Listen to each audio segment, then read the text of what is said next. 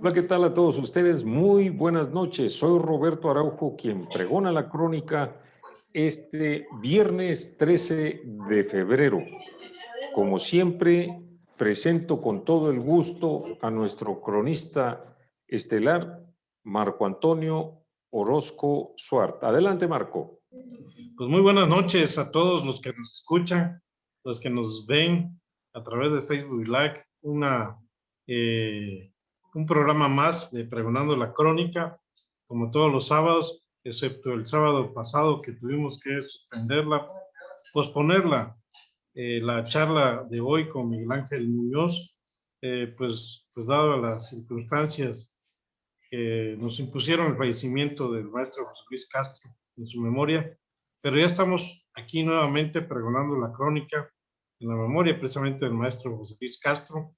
Y ahora tenemos un invitado especial de San Cristóbal de las Casas, historiador y cronista, Miguel Ángel Muñoz Luna, quien nos va a impartir una experiencia muy importante sobre cómo fue construyendo un excelente museo que está en San Cristóbal de las Casas, se puede visitar, y que hay que verlo por esa excelente museografía que tiene, todo un discurso museográfico muy interesante, muy profesional, muy bien hecho, con la asesoría precisamente de Jan de Vos, de National Geographic y otros museógrafos, un museo muy digno para San Cristóbal. Y pues es un museo particular, pues, que él lo hizo con sus propios recursos y entonces eso cobra más mérito. Pero bueno, él nos va a hablar más al respecto. Yo quiero leerles una pequeña semblanza de él, precisamente, nuestro invitado. Miguel Ángel Muñoz Luna nació en San Cristóbal de las Casas, Chiapas, estudió la carrera de Sistemas Computacionales y la especialidad en Redes y Bases de Datos en el Instituto Tecnológico de Estudios Superiores de Monterrey, Campus Querétaro. Pero su pasión por la historia lo llevó a estudiar una licenciatura en historia precisamente por la Universidad de Zacatecas, en donde actualmente cursa ya la maestría en esta misma disciplina. En el 2010 fue acreditado como cronista de San Cristóbal de las Casas por la Asociación de Cronistas del Estado de Chiapas, dio apertura al Museo de Historia y Curiosidades de San Cristóbal, inició vínculos de trabajo con History Channel y fue reconocido con el Premio Nacional en la categoría de conferencias históricas con el tema La Revolución en Chiapas dentro del marco del centenario de la Revolución Mexicana. En 2011 abrió la exposición de Chiapas Étnico, colección de trajes regionales de los grupos étnicos del estado, con más de 1,300 piezas. Esto amerita también otro programa específico para tratar ese tema de esta impresionante colección que es una de las mayores del país. Participó en el documental La Ruta de Santiago, nuevamente con la Sociedad de Geografía Española y National Geographic Society. Además, fue aceptado como miembro de la Asociación Nacional de Cronistas de Ciudades Mexicanas y la Carta Quetzalcóatl lo acredita como cronista vitalicio de San Cristóbal de las Casas. En el 2012 se convirtió en el primer chiapaneco en participar en el formato de conferencias TED como speaker, y en el 2014 fue reconocido como Premio Estatal de la Juventud en el área de actividades productivas. En el 2016 fue el único mexicano avalado por el Vaticano para ser el fotógrafo oficial del Papa durante su visita aquí en el estado. En el 2007 fue invitado a dar conferencias en la Universidad de Castilla-La Mancha de Ciudad Real, España, donde recibió el Quijote de Plata por su aportación a la historia de Ciudad Real, España. Actualmente es coordinador de Cultura y consejero de Turismo de la marca Chiapas. Pues vamos a darle paso a Miguel Ángel para que nos hable precisamente de ese hermoso museo que él tiene en San Cristóbal y que pues podamos visitarle cuando vayamos por allá. Adelante, Miguel Ángel. ¿Qué tal? Buenas noches, maestro. Buenas noches, maestros. Gracias por la invitación al programa.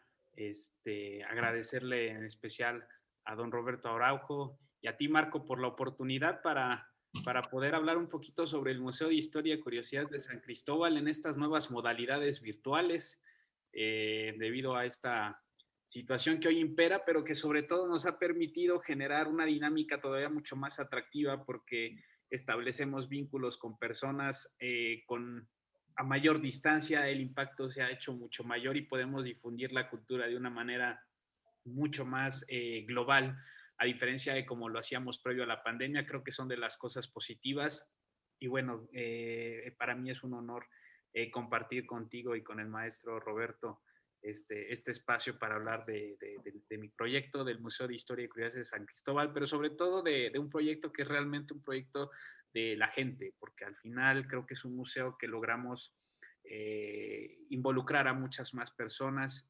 Si fue una iniciativa personal, inclusive con el doctor Jan de Bosques, con la foto que estamos ahí viendo, que es precisamente la inauguración. Creo que es un proyecto que buscaba ciudadanizarse, sobre todo generando esa identificación de los sancristobalenses con su propia historia, porque en el 2010, que fue cuando abrimos este museo, pues realmente no había un antecedente similar. El MUSAC no existía y el Museo Regional de los Altos, que había sido curiosamente coordinado por Jan de Vos, Jan de Vos decía que no era un museo de San Cristóbal, era un museo muy global, muy histórico, y siempre me dijo que esa museografía no le había gustado tanto, entonces se pretendía hacer un museo mucho más sencillo, digerible para la gente que no era tan apasionada a la historia, para la gente que no es tan apasionada a la historia, como un primer contacto, pero sobre todo que acercara a la gente a la cultura en términos generales.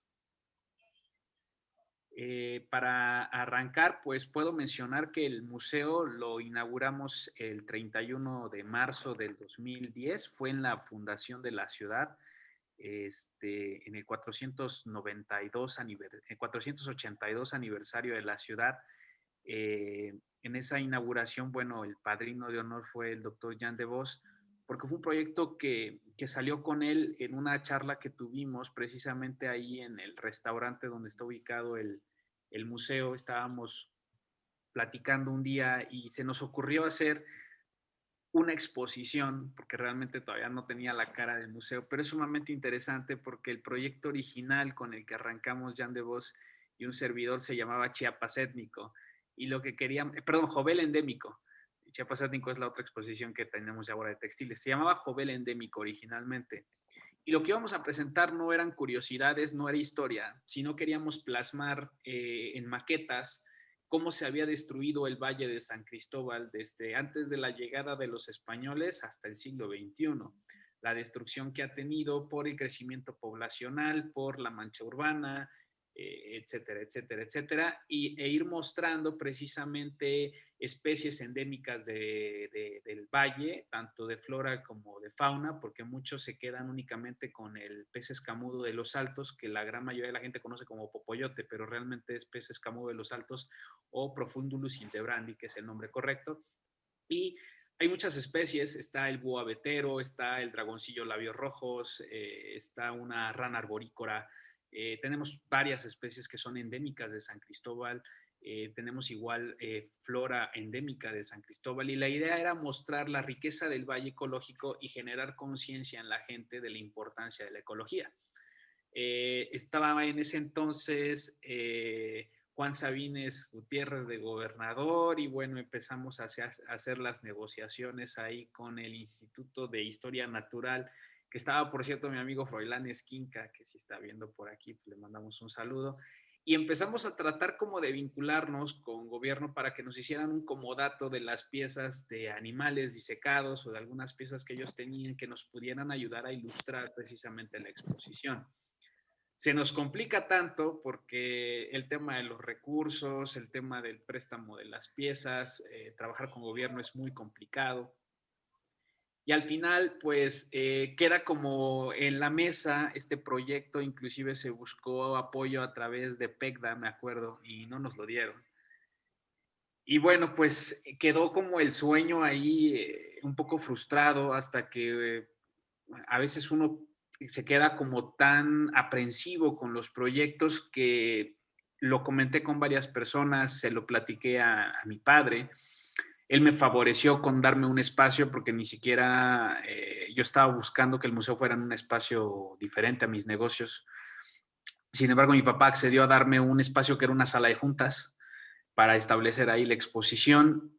Y se fue cambiando mucho el tema porque en ese entonces los amigos con los que me reunía para tratar de hacer esta exposición, pues, estábamos chavitos todavía, bueno, más chavitos, 22, 20, 21, 22 años todos.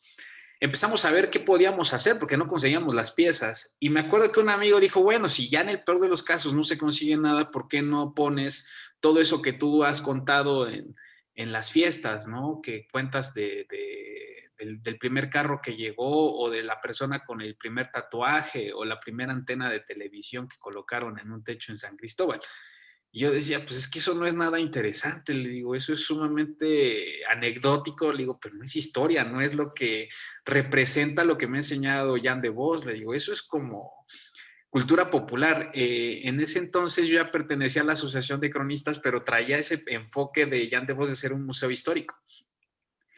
Y al final, pues, terminé aceptando la idea que me estaban dando mis amigos y hicimos un guión museográfico muy interesante. Trabajó Jan de Vos una parte, la parte de las curiosidades, ya las trabajé con mis amigos, empezamos a conseguir las piezas y bueno, Jan de Vos conoció, ya que estaba montada la museografía, toda la investigación, no dejamos que él viera la museografía porque originalmente el proyecto se presentó a Jan de Vos el día de su cumpleaños, que era el 17 de marzo. Jan de Vos entró 14 días antes de que inauguráramos el museo a conocer el museo. Él tuvo la oportunidad de entrar primero, no estaba al 100% porque nos faltaban piezas. Recuerdo que el día de la inauguración, 2 horas antes, todavía estábamos colocando fichas técnicas y cosas así, pero nos permitió precisamente tener una museografía muy, muy cuidada. Jan de Vos verificó todos los guiones museográficos y bueno, con recursos familiares, con el apoyo de National Geographic, Manuel José Carpintero Manzanares, que era en ese entonces presidente de la Sociedad Geográfica Española, nos apoyó muchísimo. Nos mandó un casco español precisamente para arrancar la exposición con una pieza española. Y bueno, a partir de ahí, como dicen, de ahí para el Real, seguimos consiguiendo piezas. Hoy en día tenemos un acervo de objetos utilitarios de la historia de San Cristóbal muy bueno. Desafortunadamente no podemos exhibir todo porque pues el espacio es pequeño, ya nos quedó corto, pero le hemos apostado a todo. Tenemos una parte de arte militar con cañones, pistolas, el arma con la que ejecutaron a Jacinto Pérez Pajarito la tenemos en la colección. Hemos hecho, vaya, una serie de rescates de piezas que parecen perdidas. A veces mis amigos dicen que mi negocio parece el precio de la historia, a veces cuando llega gente y me llega a mostrar piezas para ver cuánto vale y si las compro.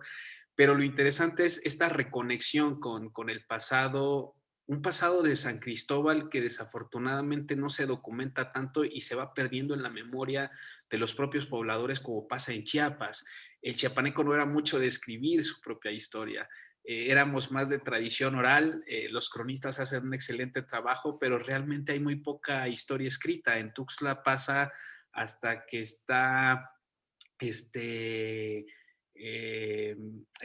Casahonda, creo que se apellida, el que escribe, el de Transportes en Chiapas, se me olvidó el nombre ahorita. Fernando Castañón Fernando Gamboa. Castañón Gamboa. Prácticamente con él se rescata un montón de cosas en Tuxtla. Él es como, para mí es el primero en Tuxtla que se pone a trabajar con eso, el maestro Fernando Castañón. Aquí en San Cristóbal es más o menos de la misma época de Monseñor Eduardo Flores Ruiz, pero ya estamos hablando de principios del siglo XX.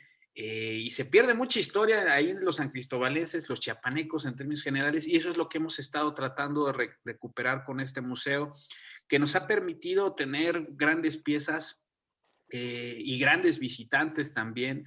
Estuvo Quino una vez, vino el famoso Quino que hizo, que creó a Mafalda, ha sido de nuestros visitantes más distinguidos. Estuvo también, han habido futbolistas, embajadores, personas que han llegado a conocer el museo por lo que han escuchado, por las piezas que tenemos. Y bueno, hemos tratado de tener también una colección de objetos en exposición que valgan mucho la pena. el más importante para mí porque fue mi acercamiento con los cronistas y con el maestro José Luis, en paz descanse. Fue el billete del Banco de Chiapas. Esa fue la razón por la cual yo llegué ahí al 5 de mayo a conocer a los cronistas buscando un billete del Banco de Chiapas. Y quizás sea la pieza más importante porque somos el único museo chiapaneco que tiene en exhibición permanente un billete de 5 y uno de 10 pesos del Banco de Chiapas, el único espacio en el estado que posee estos billetes. Y en el país somos el segundo, el primero fue el Museo Soumaya de Don Carlos Slim en la Ciudad de México. Y quizá esos sean para mí los más emblemáticos, pero realmente la pieza más importante del museo yo creo que son las reliquias papales. Son una serie de objetos, ahorita los vamos a exhibir en pantalla. Son una muy buena colección de piezas muy interesantes, sobre todo de la visita del Papa Francisco a nuestra ciudad. Y bueno, creo que de las piezas más bonitas que tenemos, pues está el solideo papal, que tuve la fortuna de ser fotógrafo oficial de Vaticano, y dentro de esas oportunidades de estar tan cerca del Papa, bueno, pues tuve la oportunidad de recibir el solideo que utilizó. Está por ahí su misal con el que ofició la misa aquí en San Cristóbal, está firmado por él, y una serie de objetos bastante interesantes de esa visita histórica para nuestra ciudad de San Cristóbal, incluyendo el manuscrito de Reilly con el Ek Milat al Shah, que fue la canción que estuvo suene y suene por aquí. Hemos tratado de hacer realmente un espacio digno, un espacio decoroso, un espacio que surge de la iniciativa privada en un momento en que el gobierno pues no confió en un niño de 22 años. También comprendo un poco eso hoy en día. En ese momento me sentí ofendido, pero bueno, entiendo que a veces un niño de 22 años no puede tener tanta seriedad para hacer un museo, pero hoy en día lo veo con otros ojos. Creo que fue un gran reto, no solo para mí, para mis amigos, para mi familia, y creo que las personas que participaron en este proyecto quedaron muy, muy contentas con lo que se ha visto y bueno, seguimos creciendo con otras colecciones a la par. Miguel, no veo ahí el libro del Papa que publicamos. No sé si te acuerdas, tú también participaste Ah, en la sí, memoria, ¿no? ese libro lo tengo en la zona de biblioteca, no lo tengo ahí, pero pues, si tiene uno que le sobre, igual lo colocamos ahí, maestro Marco, porque como recibí uno, preferí tenerlo en zona de biblioteca, pero valdría la pena tener uno en exhibición. Es correcto, sí. En ese libro también muy bonito de todas las vivencias papales de los cronistas, porque realmente es el único libro que da fe de hechos de lo que aconteció en la visita del Papa Francisco. O sea, no Sí, lo que tuvimos... pasa es que ya ves que nos dieron muy pocos, ¿no? Los demás pues, los regaló el gobernador, ¿no? Y los mandaron al Vaticano. Entonces, pero realmente quedaron muy pocos aquí. Pero sí es un testimonio muy importante de la visita del Papa Francisco. Sí, así es. Sí, y vaya, creo quizá esa sea la pieza más interesante en cuanto a valor histórico. Esta yo creo que es la vitrina más poderosa del museo. Obviamente es una vitrina religiosa hasta cierto punto, histórico-religiosa, con un peso religioso porque son puras reliquias de primer grado. Pero las otras piezas, los otros objetos que tenemos también son sumamente interesantes y nos permiten de alguna manera conocer un pasado a veces no tan lejano, pero muy desconocido para los sancristobalenses. Y si eso lo vamos acompañando con todos los datos de curiosidades, de antigüedades, de datos curiosos que te sacan una sonrisa, pero a la vez te permiten imaginar cómo era la historia de San Cristóbal y de Chiapas hace 100 años, 200 años. Bueno, eso te genera un transporte, un viaje en el tiempo fabuloso que al final obtenemos nosotros lo que buscábamos, que era acercar a la gente a la historia y acercar a la gente a la cultura. Y además a través de un museo que no tiene costo. Es el único museo privado en San Cristóbal de las Casas. No sé si en Chiapas, pero al menos en San Cristóbal de las Casas es el único museo privado que no tiene costo. ¿Dónde se encuentra ubicado el museo? El museo lo tenemos ubicado, está en Diego de Mazariegos 43, en el segundo piso del restaurante Nuestras Raíces. Estamos, para los que se ubican en San Cris, estamos justo a un costado del Templo de la Merced, o como dicen los tuxtlecos, a un costado del Templo del Justo Juez, ¿no? Sobre la calle Mazariegos, segundo piso del restaurante Nuestras Raíces. El horario de apertura es de martes a domingo, de 10 de la mañana a 6 de la tarde, y la entrada es totalmente gratuita. Está efectivamente donde además se come muy bien. En ese restaurante ya estuve tanto disfrutando cuando era sala de juntas, y a posteriori fui con mi esposa al museo. Está así subiendo en el segundo piso, y de verdad que se queda uno, bueno, con ganas de traerse ese billete que está apareciendo ahorita en pantalla. Adelante, Miguel Ángel. Sí, bueno, hay cosas que empecé a buscar. Esta pieza, bueno, la tengo en el cartel. Es el inicio de por qué soy cronista, el inicio de por qué me encanta la historia de Chiapas. Yo andaba muy metido con el doctor Jan de Vos buscando animales y plantas endémicas. Cuando me cambian la temática, lo primero que yo me entero es que existe un billete del Banco de Chiapas, que había un billete del Banco de Chiapas. Yo no daba crédito a eso. Y me acuerdo que investigando, y esto va a quedar ahí en el día lunes, también lo voy a mencionar, el doctor Jan de Vos, él quería que fuera historiador, no le agradaba tanto el tema de ser cronista, él me decía que había que ser historiador, pero me dijo algo muy, muy interesante. Ahí fue cuando yo escuché, me dice, hay un cronista que es muy serio en su investigación. Se apellida Castro, me dijo todavía. Dice, hay que investigar a Castro. Castro seguramente conoce eso del Banco de Chiapas. Y así fue como yo terminé contactando al maestro José Luis Castro. Perdón, todavía no había yo editado el libro del Banco de Chiapas de Valente Molina. No, ¿Todavía? No, no, ese libro creo que es de 2011. creo que sí, no recuerdo ahorita, pero Sí, esto fue 2008. Y me es muy dijo, interesante ese tema porque muy poca gente sabe que hubo un banco de Chiapas aquí en Tuxtla Gutiérrez, ¿no? El sí, sí, producto del ferrocarril, el capital que vino, norteamericano que vino a establecerse el ferrocarril en Arriaga, ¿no? Pero bueno, esa es otra historia, ¿no? Y son 3 billetes que hay, ¿no? El de 5, el de 10 y el de...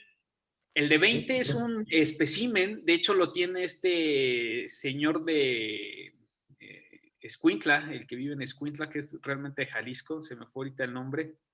Gilberto Damián Ovalle. No, es un numismático, de los mejores numismáticos que hay en México, es de origen tapatío, es de Guadalajara, pero vive en Escuintla, Chiapas.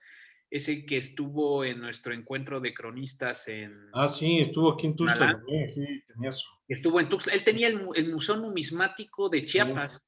Sí, Él sí. inició con fichas cafetaleras. Yo lo conocí porque yo soy aficionado a la numismática de hace muchos años. Y él llegó conmigo porque estaba buscando fichas cafetaleras. Yo en ese entonces no coleccionaba nada de Chiapas. Yo andaba metido en rollo de billetes y monedas nacionales. Y cuando supe este billete, fui a buscar al maestro José Luis Castro y me dice, yo nunca he tenido uno, pero sí tengo una fotocopia. Y ya me explicó un poco de la historia del banco, y a partir de ahí empezamos a localizarlo y conseguimos un espécimen en Estados Unidos, que fue el que nosotros tenemos en exhibición. Luego conseguimos uno de 5 pesos ya en la Ciudad de México. Pero pues son de las piezas más bonitas que hay dentro de la historia de Chiapas, porque el hecho de ver un billete que diga Banco de Chiapas, aunque no nos aparezca un chiapaneco en la foto, sino un gringo de los que fueron accionistas del propio banco, pero no deja de ser parte interesante de la historia e imaginar cómo los chiapanecos, estar acostumbrados al trueque, al intercambio de piezas de uno a uno, de pronto reciben papeles y les dicen que los papeles valen más que las monedas, que de por sí los chiapanecos las cuidaban. Dentro de las curiosidades de los chiapanecos, es muy común todavía ver en las comunidades indígenas que los indígenas perforan las monedas y se las cuelgan, sobre todo en los carnavales de Tenejapa y Chamula. Se ve que las autoridades traen unos collares con monedas perforadas colgando. Eso era muy común en Chiapas, la gente recibía monedas y le encantaba verlas y las perforaban y se las colgaban como medallas porque Chiapas no tenía cambio. Y no era un problema de Chiapas, era una generalidad del país de que no existieran tantas monedas.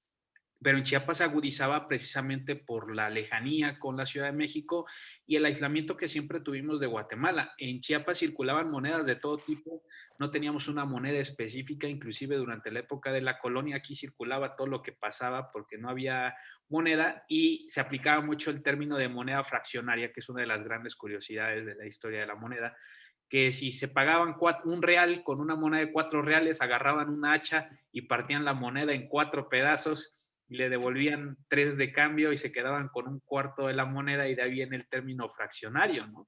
Y de pronto los chiapanecos dicen, pues en lugar de que partan la moneda, mejor me las cuelgo, y es algo que todavía se mantiene en las comunidades indígenas. De pronto llega la época del porfiriato y dicen, a ver, vale más un papel que la moneda de plata o de oro, y empieza Chiapas también a evolucionar con este término de las monedas. Desafortunadamente el billete entra en casos de corrupción ahí bastante interesantes que no mencionaremos ahora para no involucrar a terceros. Miguel Ángel, Miguel Ángel, Miguel Sí, Ángel. Sofía Mireles Gavito dice el de la colección numismática es Héctor Gómez Nuño. Héctor Gómez, correcto, sí, Héctor. Y Héctor quería yo tiene los hacerte tres también billetes. una pregunta. ¿Quiénes firman el billete? Bueno, originalmente lo firma Walter Everett y creo que el otro se llama Berkeley, algo así. Pero las firmas interesantes son las que están aquí abajo. Está rayada, de hecho, la firma viene siendo de la derecha de su pantalla, está rayada, donde dice Walter Everett, tiene 3 rayas. Y abajo dice Rómulo Farrera, Sí, señor. A eso quería yo llegar. viene siendo creo que el bisabuelo de don Rómulo, era papá de o Don hermano de Ciro. don Ciro. Sí, es O que papá. ellos compraron después el banco, se asociaron. Y porque no, realmente no funcionó, porque no, la gente no estaba acostumbrada al crédito, ¿no? Entonces, realmente quebró el banco, ¿no? Pero sí, por eso está Rómulo Farrera, papá de Ciro y abuelo de Rómulo. Sí, también estuvo en ese banco, estuvo Ramón Rabasa. También. Y hubieron varios chiapanecos ahí. Aquí en San Cristóbal hubo una pequeña casa de cambio, de hecho. Los san cristobalenses no confiaban mucho en recibir papel, pero sí en generar, como guardar el dinero en un banco. Empezaron como a confiar en ese tipo de, llamémoslo así, chequeras. Y el encargado aquí fue don Jesús Trujillo, que era un empresario importante, una barrotera. Pero los billetes del Banco de Chiapas no circularon tanto en San Cristóbal, sino se centraron mucho en Tuxtla, pero vaya, es una pieza hermosísima que a mí me remonta a ese San Cristóbal que iniciaba con la prosperidad y con una capital todavía muy noble y tan valiente como era Tuxtla Gutiérrez, porque tenía muy poco de tener los poderes. Estamos hablando de que eran 9 años de haber cambiado, trasladado la capital a Tuxtla Gutiérrez, y bueno, estaba Tuxtla Gutiérrez tratando de comerse al mundo con la novedad de los poderes, ¿no? Que los había precisamente trasladado el otro Rabasa, ¿no? Emilio Rabasa, en 1892. Quiero todos los comentarios que nos están haciendo, Amado Blanco, Sofía Mireles, Nacho Espinosa, Chacho Farrera, Hugo Albores, Gerardo Anza, Amir Gómez te manda a saludar de allá de Coita, Armando Penagos y muchos que nos están viendo y escuchando. Adelante con esa super máquina. Bueno, empezamos consiguiendo piezas como pudiéramos, porque la verdad es que fue todo un reto conseguir piezas acorde a la museografía. Y una de las primeras piezas que conseguimos fue esta hermosa Singer. Es una máquina de 1914. Aquí vamos a hacer un paréntesis dentro de la parte de las antigüedades. No todas las antigüedades se consideran antiguas, entre comillas. Hay viejo y antiguo hasta eso, ¿no? Menos de 100 años es viejo, más de 100 años es antiguo. Entonces, si tienen abuelitos de menos de 100 años, todavía son viejitos. Y si ya tienen más de 100, ya se pueden decir antiguos abuelitos. Pasa en las antigüedades, esa es la clasificación. No aplica mucho para vehículos y otro tipo de cosas, pero en términos generales, en objetos utilitarios, esa es más o menos la distinción.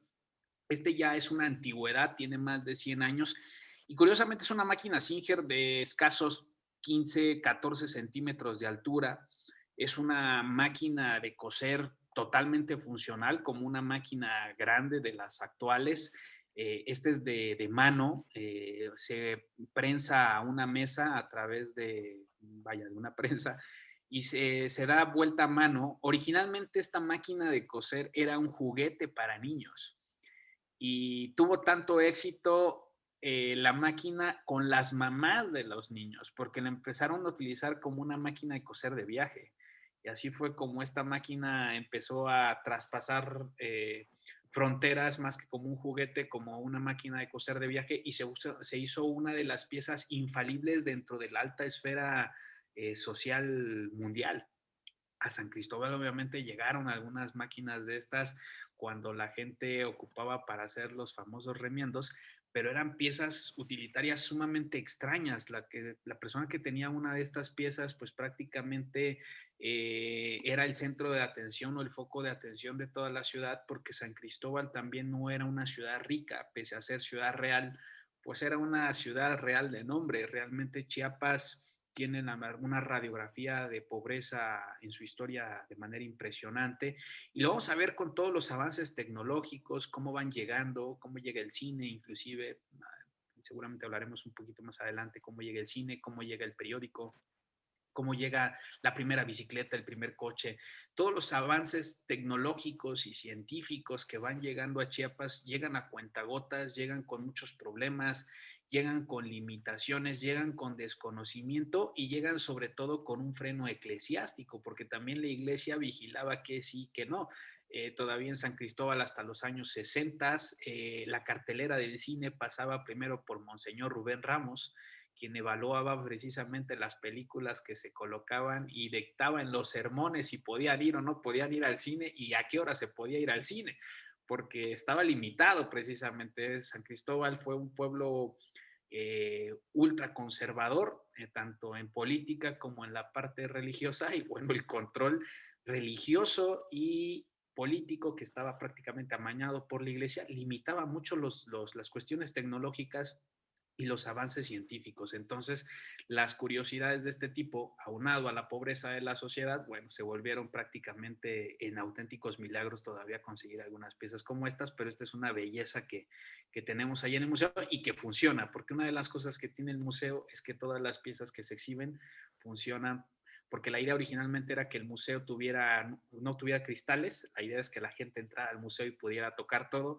Nos duró 2 días esto porque la gente pues no cuidaba las cosas como yo las cuidaba y tuvimos que meterle los cristales como tristemente todos los museos, pero bueno, nos queda la satisfacción de que todas las piezas funcionan y que forman un parte de una bonita colección. Marco. Creo que tiene apagado su micro, maestro. Que sigamos escuchando, por ejemplo, ahí tienes el primer teléfono, tienes alguien que sacó la lotería, ¿no? En San Cristóbal, pues sigamos mejor escuchándote, ¿no? Porque el tiempo se pasa rápidamente en una hora, ¿no? Sí, bien, tenemos muchas piezas, esta es una panorámica del museo, pero quizá valga la pena empezar a platicar sobre algunas curiosidades del museo que tenemos como tal. Dentro de las cosas que empezamos a investigar fue tratar de traer a la mente del visitante precisamente todos estos avances científicos, ¿no? La emoción que sintieron los sancristobalenses la tratamos de plasmar en pequeñas cédulas muy bien redactadas por una gran amiga que es maestra en letras, Fabiola Gutiérrez. Hace un trabajo excepcional porque le entregábamos textos de media cuartilla y nos lo reducía a 3 líneas y nos decía, es que si es historia tiene que ser de 3 líneas porque si no la gente se duerme en la primera cédula del museo. Y la idea fue siempre hacer un museo de historia para no historiadores. De gente para gente, no de científicos, ni de maestros, ni de académicos para académicos. Era un museo del pueblo para el pueblo. Se trabajaron unas cédulas muy coquetas y bueno, empezamos encontrando piezas muy interesantes.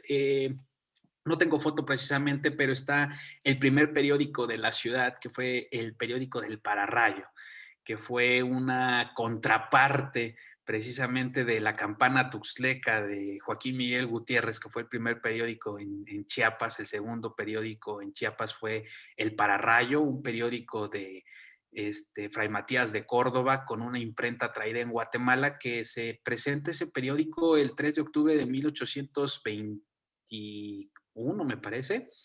Se inaugura este periódico que traía notas muy interesantes para hacer que los sancristobalenses supieran que había un mundo afuera de las montañas que rodeaban el valle, y se mencionaba en esos periódicos, aparte de tendencias masónicas, tanto escocesas como yorquinas y otro tipo de puntos de vista, llegaban los primeros avances tecnológicos. Una de las copias que tenemos nosotros en el museo habla de los experimentos que hacía un tal, porque así lo narran, un tal Benjamin Franklin, precisamente con papalotes, llaves y los truenos para ver esta transmisión de energía eléctrica, que también había otro loco que se llamaba Tomás Alva Edison, que estaba intentando hacer unas cosas ahí a posteriori, ¿no? Entonces, vamos encontrando en esos periódicos cómo a la gente se le acercan los grandes pensadores, los grandes avances, pero sobre todo cómo al san cristobalense le trataban de abrir un poco más la mente,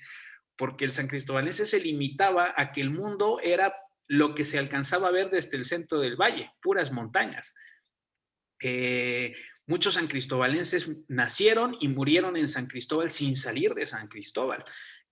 Recordemos que a San Cristóbal lo que le pasa es que, por ser una de las primeras ciudades fundadas en México, y sobre todo en una zona tan aislada como era el sureste de la actual República Mexicana, con un terreno sumamente malo, ya Oaxaca se había cambiado 3, 4 veces de ubicación precisamente por su mala ubicación. San Cristóbal se arraiga precisamente por el orgullo de los descendientes de Mazariegos y Juan Ortiz de Velasco. Nos dan un escudo de armas para ver si podíamos, engañando al rey Carlos I de España, V de Alemania, dicho sea de paso, para ver si podíamos sacar a flote la ciudad. No se saca a flote, quedamos aislados totalmente, y nos costaba mucho trabajo movernos en San Cristóbal. A Guatemala eran 45 días, a la Ciudad de México eran 60 días a paso de mula. Casi no habían ciudades intermedias, y los san cristobalenses que se iban a la Ciudad de México o a Guatemala, sobre todo en el siglo XVI, se narra mucho, pues hacían su testamento, hacían su novenario de misas y rezos en cuerpo presente y vivos, para despedirse de todos. Hacían una gran fiesta de despedida con todos sus familiares, devolvían lo prestado, lo mal habido.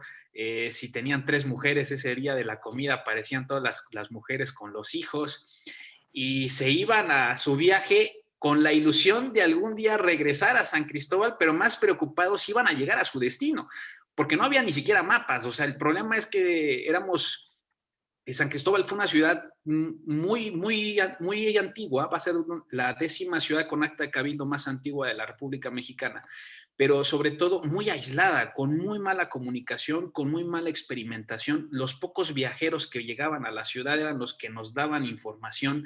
Los dominicos, sobre todo con la ruta dominica, son los que permean información, pero el san cristobalense común se perdía en las rutas, ¿no? Entonces van surgiendo miedos, van surgiendo precisamente teorías de que no se puede salir de la ciudad. Básicamente, la ciudad se genera con barrios que en un principio los barrios funcionan como municipios satélites independientes, no como actualmente, ahora que son barrios y colonias del mismo municipio.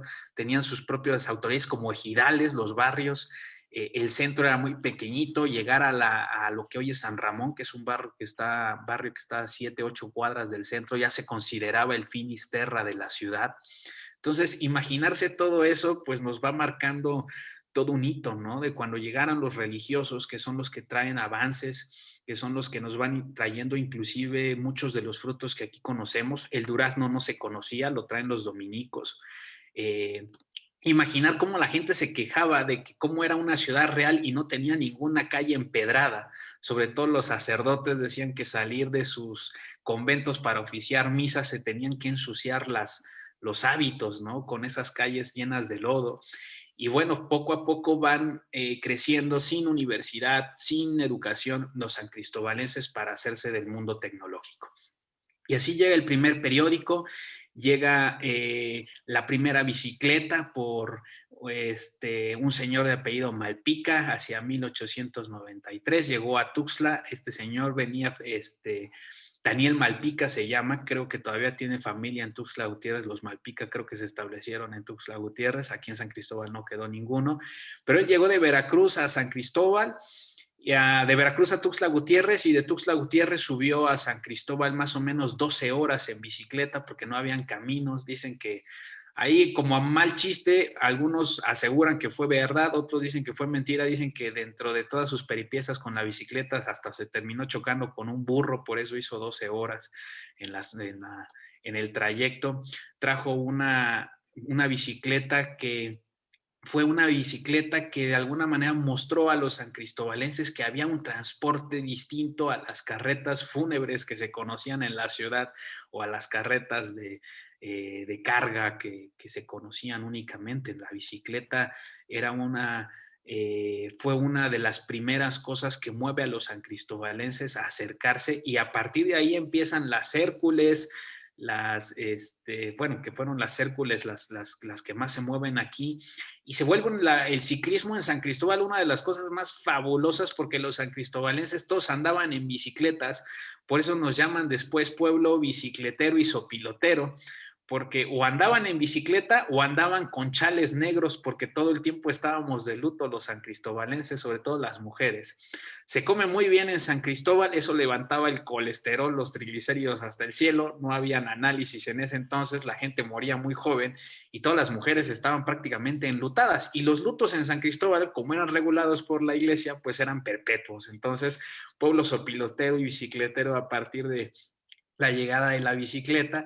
Y bueno, también llega a la par el carro, precisamente con Fernando Castañón.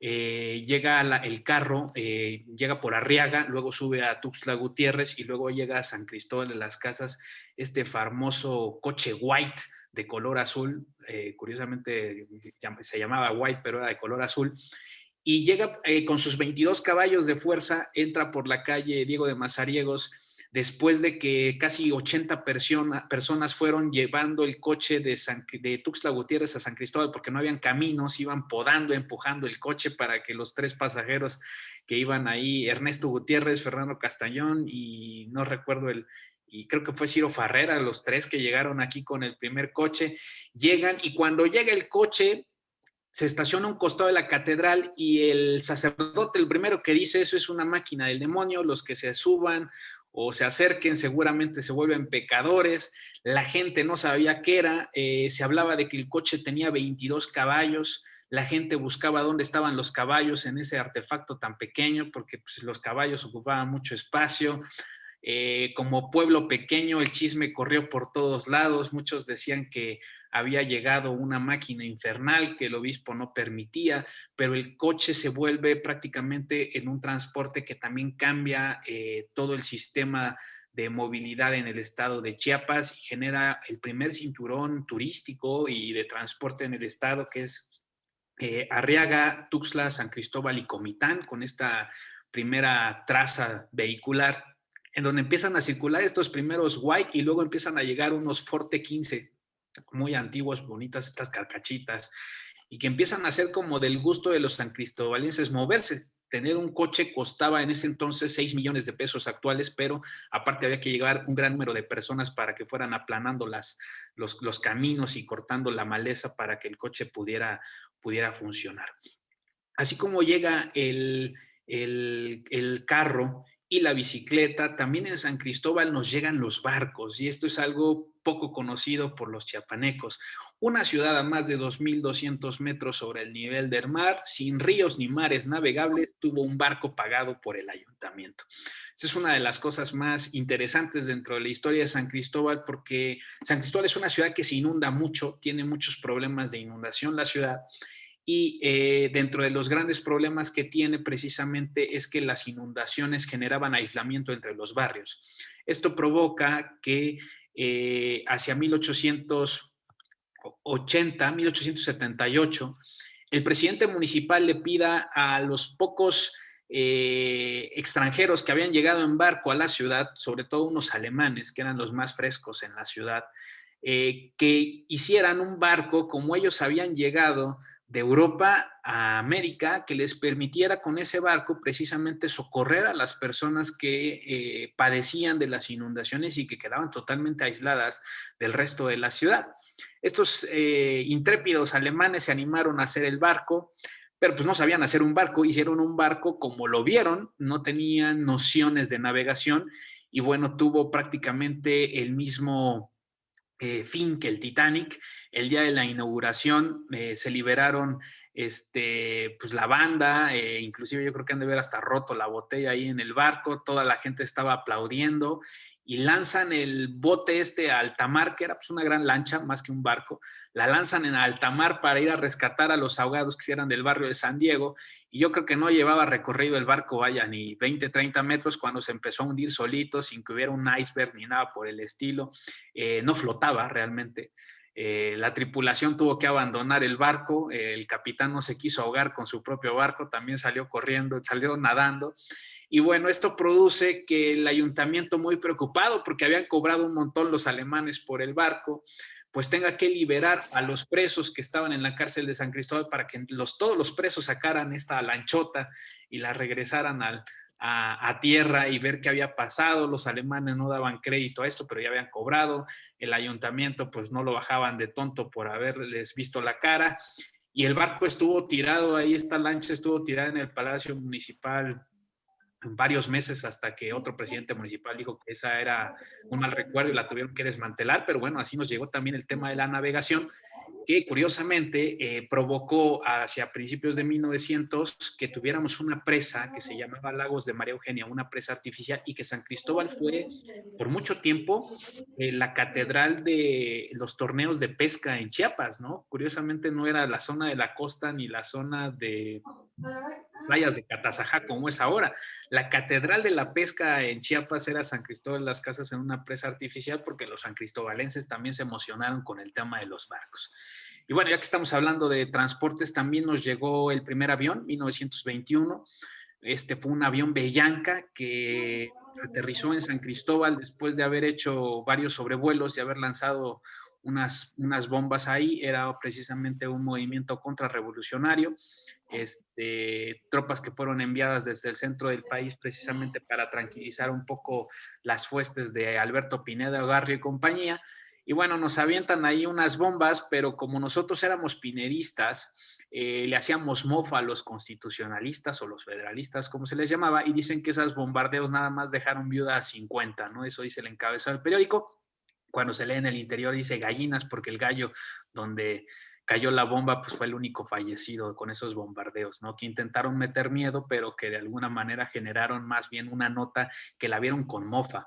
Pero los sancristobalenses no daban. Sí salieron, pero muchos pensaron que era una cruz, ¿no? Sí, de hecho, cuando llegó, los sacerdotes fueron los primeros en decir que ya se acababa, era el apocalipsis, porque ya estaba la cruz de Cristo volando en el cielo. Otros decían que era una especie de pájaro que comía gente y que le gustaba buscar campos grandes para poder buscar presas, ¿no? Que le gustaba campos largos, así, espacios grandes para poder venir a llevarse gente. Se especulaban muchas cosas, no nos llegaba. Era muy chistoso porque en San Cristóbal, si bien era un pueblo culto, entre comillas, no toda la gente sabía leer. Y si a eso le tomamos que los periódicos y muchas cosas que teníamos en la ciudad eran de hace 100 años, 50 años, los periódicos a veces eran de 6 meses, un año antes, y la gente lo leía y se lo pasaba a otro que sabía leer, y era muy poca la población que leía, 5%, 6% de la población leía en San Cristóbal. Entonces la información que había era especulación realmente, eran muy pocos los que realmente podían comprender qué estaba aconteciendo los viajeros, pero que estaban sumamente limitados por la falta de transporte. Y van pasando cosas tan curiosas que inclusive los únicos 2 carros que eran propiedades de San Cristóbalenses se chocan a un costado de la catedral. Ya habían más carros en Chiapas, pero propiedades san cristóbalenses habían 2 y se chocan estos 2 carros a un costado de catedral prácticamente. Y esto provoca que el gobierno de Chiapas entre en una angustia. Si ya los únicos 2 carros que circulaban de manera regular en la ciudad de San Cristóbal se chocaron, ¿qué va a pasar cuando hayan 10? Y el ayuntamiento de San Cristóbal, también por su propia angustia, genera un reglamento de tránsito en 1917 y se convierte en el primer reglamento de tránsito a nivel nacional, y además les pone placas a los vehículos, marcando a los coches con el número 1 y con el número 2. Este reglamento de tránsito no fue una invención sancristobalense, nos lo pirateamos totalmente de un reglamento de tránsito gringo, pero se estipulaban ciertos lineamientos muy importantes. Al momento de ir el coche en calle recta podía alcanzar la velocidad de 15 kilómetros por hora como máximo. Al dar vuelta tenía que bajar a 10 y tenía que sacar la mano, pues no traían direccional los coches, para avisarle a todo mundo que iba a dar vuelta, porque la gente se atravesaba, como hasta la fecha, y bueno, podían provocarse accidentes. Todo esto va generando, no se podía manejar en estado de ebriedad, pero lo más interesante es que estaba prohibido llevar borrachos en el coche, y las multas iban de los 5,000 hasta los 50,000 pesos actuales. O sea, el ayuntamiento hacía su vaquita con los 2 carritos que había, porque la gente también los rentaba para presumir o ir a conquistar a la novia. Por lo menos le daban una vuelta al parque, les cobraban el alma a los novios, pero bueno, era la experiencia de subirse un carro, que de acuerdo también a las personas que tenían la primera vez, decían que iba tan rápido, imagínense, 15 kilómetros por hora, que hasta la gorra se les volaba, pues no estaban acostumbrados a semejantes velocidades en esa época.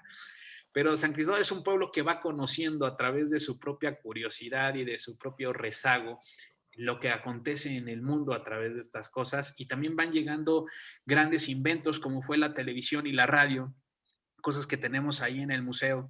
Se cuenta que cuando llegó la primera consola de radio, pues la pusieron ahí, la compraron en la Ciudad de México, la llevan a San Cristóbal hacia 1921, antes de que estuviera la XCB, que era la primera estación que se escucha aquí en Chiapas. Y la ponen en la sala de la casa y no se escucha más que estática. Pero toda la gente estaba tan emocionada que se juntó toda la familia a escuchar estática por horas.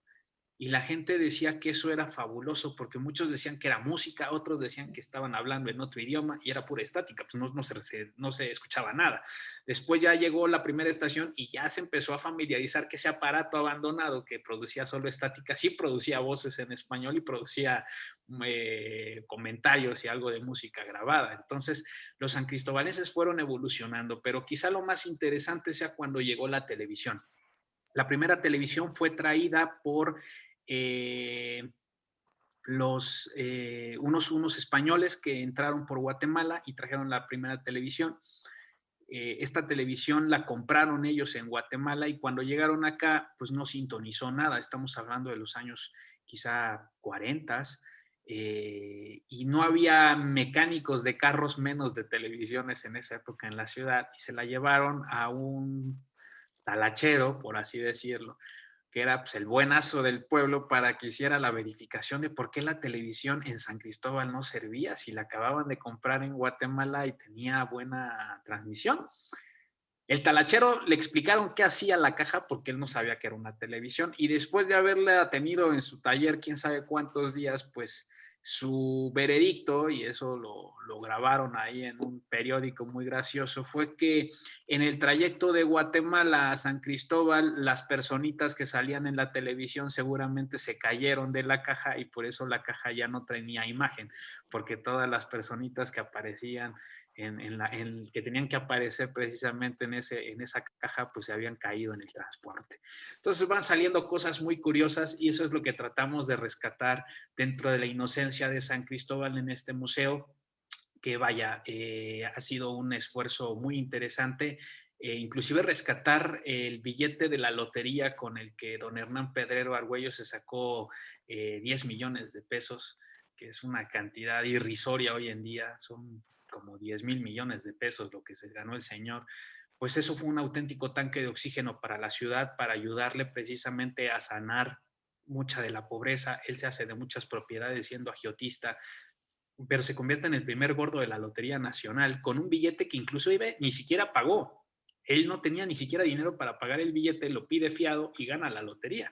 Y lo más chistoso es que jamás pagó el billete, ¿no? Fue tanta la emoción del que se lo vendió que tampoco le cobró, ¿no? Que fue don Polo Velasco. Entonces, van pasando cosas muy interesantes en la historia de San Cristóbal que nos generan estos sabores agradables dentro de las curiosidades. Buscamos generar también una historia romántica con la ciudad para que la gente se enamore de la historia. Porque así como pasan datos curiosos en nuestra ciudad, todos los pueblos chiapanecos y todos los pueblos mexicanos y todos los pueblos en el mundo tienen sus propias curiosidades, sus propias anécdotas, pero sobre todo esa historia romántica de la inocencia, de su propia evolución y de su propia esencia que tienen obviamente cada pueblo por su identidad. Miguel Ángel, ¿qué curiosidad de tus curiosidades te provoca más curiosidad? Ay, yo creo que lo primero que yo recuerdo que la cara que puse, porque me dijo mi hermano, me dice, es que te hubiera tomado una foto. Cuando yo vi funcionar el fonógrafo que tenemos en el museo, para mí fue la cosa más espectacular. Este fonógrafo que tenemos es un fonógrafo 1908, marca Edison Serie C. Yo lo recibí porque este no es el original, pero a San Cristóbal la primera función de cine se hizo con un fonógrafo Edison Serie C 1908. La empresa que trajo el cine a San Cristóbal fue la Damsanavia. No sabemos qué le pasó a esta empresa de cine y yo traté de conseguir esa pieza, la rastreamos, no se consiguió. Me acuerdo que cuando conseguimos un modelo igual, pero no el mismo que se había traído para la primera función de cine, y funcionaba, le hicimos una limpieza y todo, y lo escuché andar. Fue la sensación más increíble que creo que he tenido dentro de las antigüedades, porque fue sentirme en 1908 con un ruido muy extraño, porque estamos acostumbrados hoy en día a la música con sonido estéreo, en alta definición, vaya, todo lo que existe, y escuchar de entrada es un cilindro de cera, porque ni siquiera era un disco de esos negros que todo el mundo conoce, era un cilindro de cera que es como un huevo Kinder sorpresa, si se aprieta mucho se rompe. Ver que suene, que se le da cuerda, que alcanzas a escuchar una música ahí media rara con una voz cantando, yo creo que es espectacular. E imaginar cómo la gente se sorprendió, al igual que yo me sorprendí cuando vi eso, cómo la gente seguramente hasta bailó, lloró, disfrutó. Vaya, quién sabe cuántas historias pueden pasar con ese fonógrafo. Yo creo que para mí eso es, de todas las curiosidades que tengo, esa es la más grande y la más, esa para mí es así lo que más me ha sorprendido. Y lo que más me ha llenado de orgullo es la máquina de escribir que tenemos, que creo que se alcanza a ver en esta foto que tenemos. Bueno, no se alcanza a ver, está en el mueble del centro. Tenemos ahí la primera máquina de escribir que llegó a la ciudad. Después de una larga búsqueda con varios amigos, varios anticuarios, tenemos una serie de buscadores a nivel nacional que nos ayudan con algunas piezas que estamos buscando.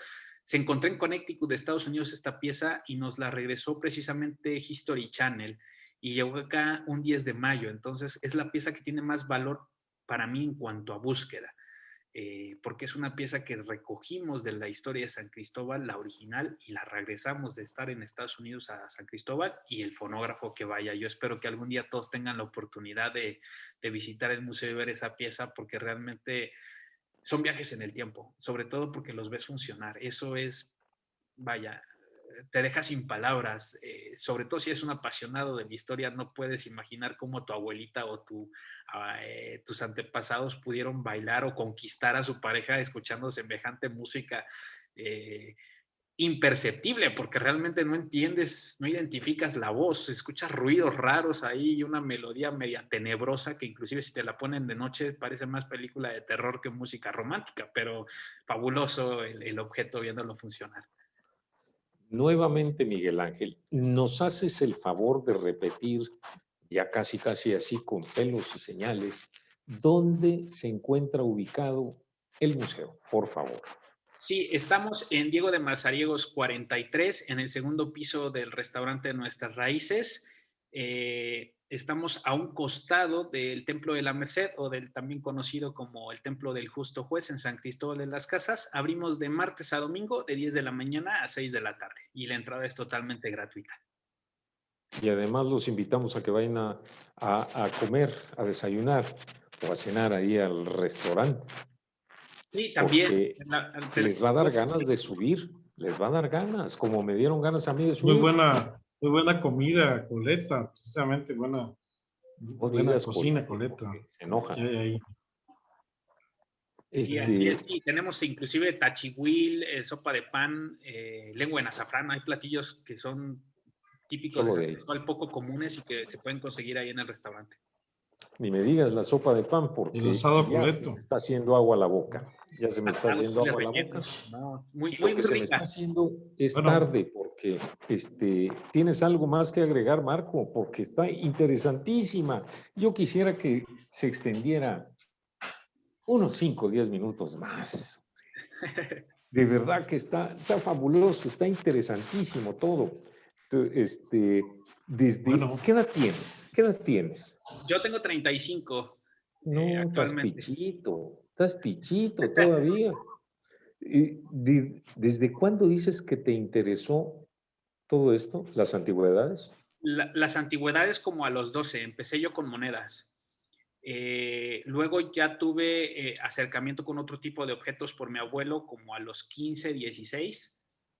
Y de ahí empecé, de los 15, 16 con el árbol genealógico, de ahí me fui y empecé a tener ya más compra de antigüedades después de los 22. Mis amigos gastaban dinero en videojuegos o en alcohol y yo hacía mis ahorros para comprar monedas y billetes. De hecho, recuerdo que un amigo me acompañó a comprar un Carlos y Juana, que fue la primera moneda que se acuñó en México. Y me dice, con eso nos alcanza para no sé cuántas botellas de whisky, hizo su cálculo. Y le digo, sí, pero esta moneda va a valer mucho dinero en poco tiempo. Me costó como 1,500 en ese entonces. Hoy en día el precio subió muchísimo. Pero tuve la fortuna de empezar relativamente joven y pude conseguir hacer un museo rápidamente. La gente nota mi pasión por las cosas y la verdad es que le agradezco también a la gente de San Cristóbal porque confiaron en mí. Y muchas de las piezas que tenemos también han sido en donación. Tenemos la primera consola de la WM, de la primera estación de radio, está ahí en el museo. El arma con la que mataron a Jacinto Pérez Pajarito también está ahí en el museo. ¿Qué tipo de arma es? ¿Qué tipo de arma es? ¿Perdón? ¿Qué tipo de arma es? Bueno, se llaman pistolas de tiro corto. Curiosamente es una pistola que tiene, el cañón es como de 50 centímetros, le llaman de tiro corto, porque tiene un cañón bien largo porque la pistola no disparaba, yo creo que más de 150 metros. Esa nunca la probamos, la dejamos así tal cual, no quisimos experimentar si funcionaba porque son de un hierro dulce muy malo. Eran pistolas hechas en San Cristóbal, porque San Cristóbal en el barrio del Cerrillo hacía herrería. De hecho, tenemos una muy buena colección de rifles y cañones san cristobalenses. Algunos los hemos probado, otros ya nos quedan dudas de si funcionan o no. Pero sobre todo, era un pueblo que hacía de todo. La verdad es que me sorprende cómo San Cristóbal sobrevivió y soportó tanto tiempo el aislamiento con puro corazón y con puras ganas de sobrevivir, porque la verdad es que todo lo que se ingenió la ciudad de San Cristóbal para sobrevivir tanto en alimentación como en objetos utilitarios es fabuloso a lo largo de la historia. Pues, gracias por los minutos adicionales. Ha llegado el final del programa y vamos a despedirlo. Marco, adelante. Pues sí, efectivamente, el tiempo pasa muy rápido, hay muchas más historias que contar, más curiosidades. Más adelante estaremos invitándolo para continuar esta charla, ¿no? Quedaron muchas cosas pendientes, muchas fotografías también que podemos exhibir, pero bueno, vamos a ver cuándo podemos continuar con esta charla, ¿no? Le agradecemos mucho a Miguel Ángel por esta disposición y creo que muchos quedamos picados, ¿no? Y queremos otro programa más. Yo quiero invitarlos para que el próximo sábado vamos a tener un programa también muy bonito, muy especial con María Eugenia Díaz, quien nos va a a charlar sobre la experiencia y la importancia que tiene inculcar la historia con los niños.